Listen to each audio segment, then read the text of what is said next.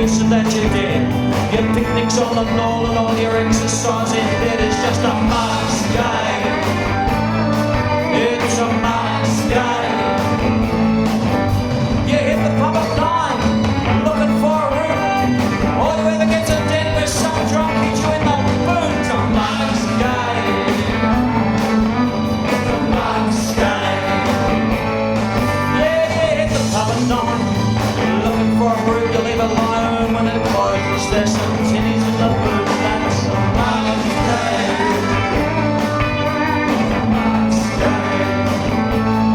I know, 'cause I've been mugged. You've been mugged, we've been mugged, she's been mugged. Too many girls have been mugged too many times in too many places by pretty boys with smiling faces. They've been mugged. 'Cause their eyes weren't quite bright enough, or their jeans weren't quite tight enough. They were mugged. They didn't do the disco duck in the mugs game. Oh yeah. I wish my parents had taken me aside at an early age and told me to do something different, but they didn't. So here you have me, suburban boy. But what I really should have been like was Derek.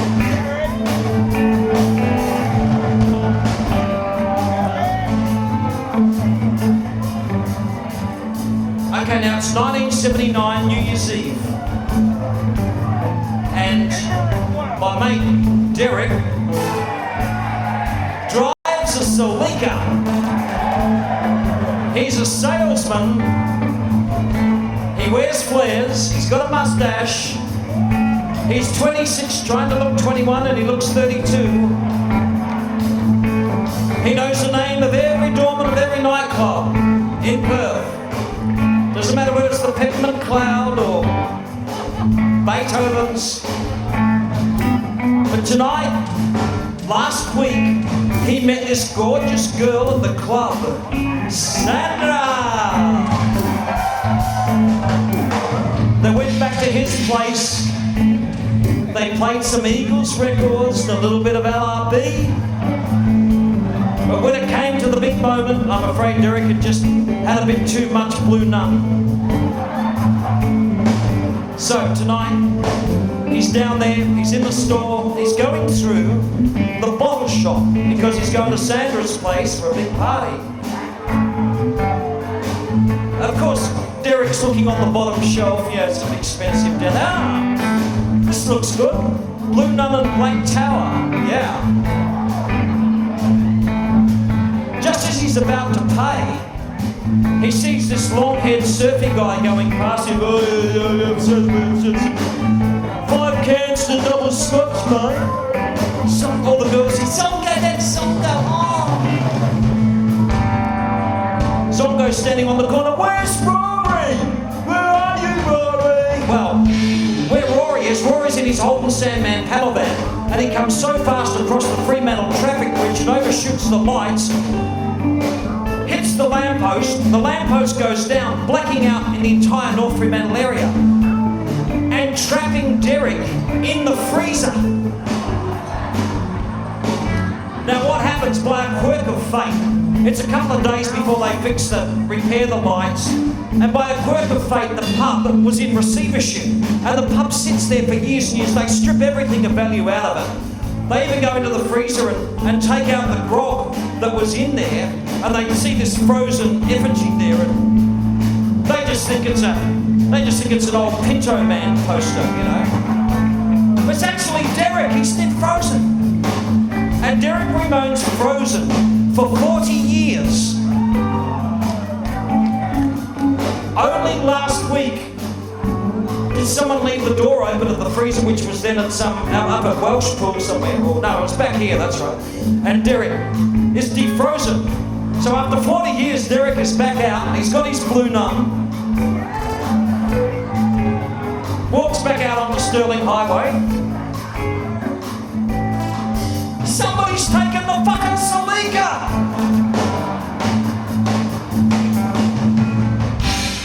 Derek can't believe it. He has to hitch a ride. Someone gives him a lift. Derek says, I know I've had this really weird dream. Everything looks different, but sort of the same, but different. I don't remember those buildings.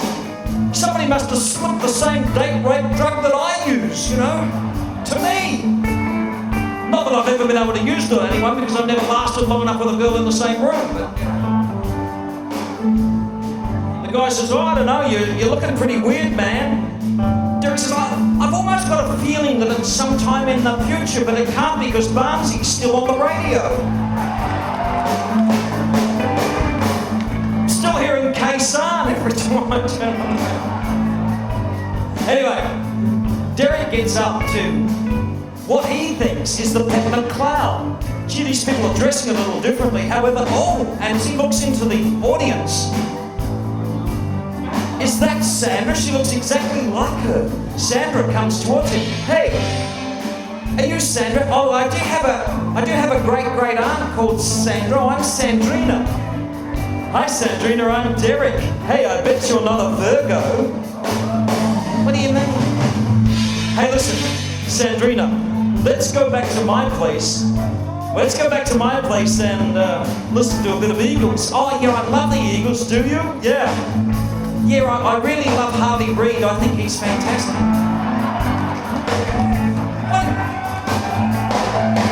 What are you talking about, Sandrina? I'm talking about the Eagles, you know. Lindsay Buckingham, the really spunky female singer, and Stevie Nicks, that hot guitarist. I don't know what you're talking about. I'm sorry, Derek. Derek, did you just pinch my ass? Of course I did, Sandrina. That's my trademark move. That's the Derek move. You can't do that. Well, can't I? I can also ping your bra strap. You're really off, Derek. You can't do that now. Not since Harvey Weinstein. What are you talking about? Who's Harvey Weinstein when he's at home? Haven't you heard of Me Too?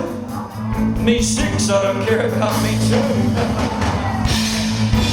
Please, security, please. What's happening? Derek is dragged away. What's happening? Hey, help me! Derek is dragged away by the forces of, what shall we say, the forces of restriction have dragged Derek away. And they place him in a little prison boat, and he sails off to Rottnest, which has by now become a prison island once again. And Derek gets to the island, and there's a guy with a cut-off short with a big packet of cigarettes. What's your name? Oh, I'm Joey Black. What are you doing here? Oh, I drive a GTX Falcon, and they tried to get me to drive a fucking Tesla, and now I'm here because I'm spending too much carbon dioxide, apparently. Anyway, Derek has a really hard time. He gets 6 months straight where he just has to watch the project day in and day out to get his priorities right. One night he's lying in his cell, and a crack of light appears. Derek goes, psst, psst. Someone says, psst. Derek, it's all these people in balaclavas. Quick, Derek, come with us. Who are you? We are the forces of freedom, and we want you. Derek, come with us, please. Oh, okay, says Derek. So Derek heads out. He's led to a little rubber ducky, and they silently shoot off to the Swanbourne barracks, where 5,000 people, just like you, are assembled, all armed and ready. What's going on, says Derek. What's going on, Derek, is that we are the forces of freedom, fighting the forces of oppression who have taken away our freedom. And we have decided that you, with your complete repudiation of everything that is appropriate, that you should lead us. Oh, that's great. Into battle tomorrow. Oh, I don't know about battle. Yes, it's Anzac Eve, and tomorrow we will storm the beaches from Port Beach to Cottesloe. Oh, okay. Can I wear some flares? Yes, you can wear some flares. Have you got camouflage? Yes, camouflage flares. So Derek gears up. He's got the 5,000 people behind him. As he starts over the beaches at dawn, all my men this way. They start firing real bullets at Derek. My God! Derek didn't expect this. The machine gun fires. Derek is spat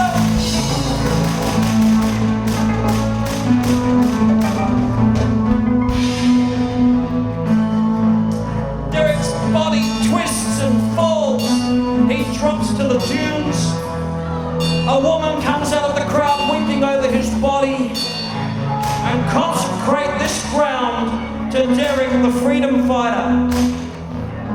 And that is why a giant statue is built spanning Port Beach to Rottnest of a man in flares holding a bottle of blue nun. That man is Derek, who did not die in vain. Well, actually he did, because after all, it's a muck's game.